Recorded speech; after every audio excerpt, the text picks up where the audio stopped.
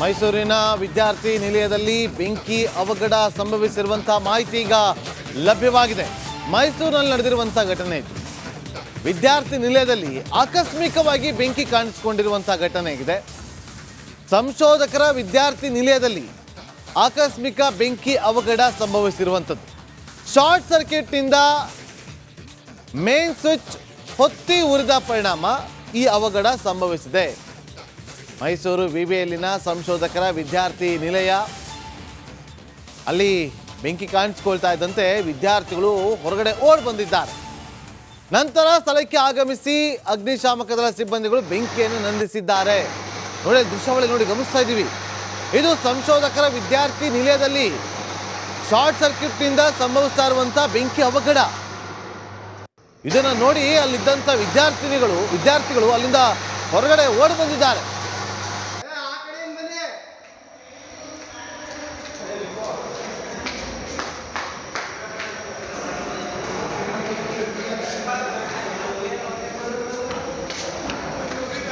Fire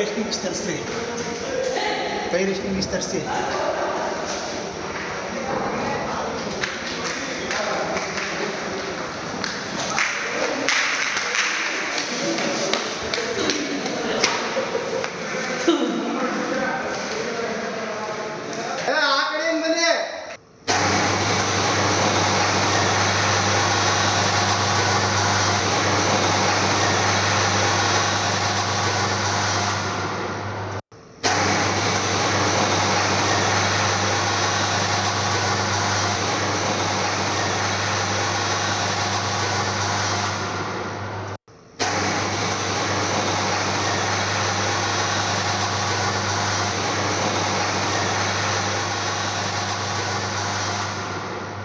ಮತ್ತಷ್ಟು ಮಾಹಿತಿಯನ್ನು ಕೊಡೋದಕ್ಕೆ ನಮ್ಮ ಮೈಸೂರು ಪ್ರತಿನಿಧಿ ವಿನೋದ್ ಈಗ ಸಂಪರ್ಕದಲ್ಲಿದ್ದಾರೆ. ವಿನೋದ್, ಎಷ್ಟೊತ್ತಿಗೆ ಸಂಭವಿಸಿತು ಈ ಘಟನೆ?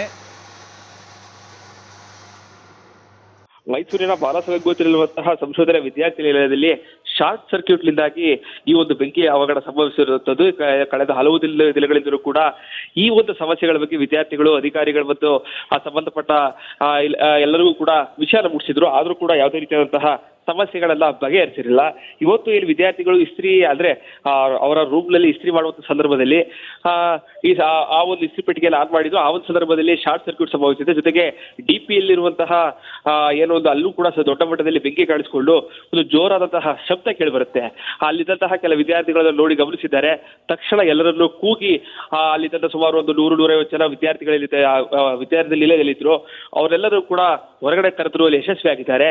ಈಗಾಗಲೇ ಸ್ಥಳಕ್ಕೆ ಅಗ್ನಿಶಾಮಕ ಸಿಬ್ಬಂದಿಗಳು ಭೇಟಿ ಕೊಟ್ಟು ಆ ಒಂದು ಅಗ್ನಿ ಅವಘಡವನ್ನ ಸರಿಪಡಿಸಿ ವಿದ್ಯುತ್ ಕೂಡ ಸರಿಪಡಿಸುವಂತ ಕೆಲಸಕ್ಕೆ ಮುಂದಾಗ್ತಾ ಇದ್ದಾರೆ. ಸದ್ಯಕ್ಕೆ ಯಾವುದೇ ರೀತಿಯಾದಂತಹ ಹಾನಿಗಳು ಸಂಭವಿಸಿಲ್ಲ.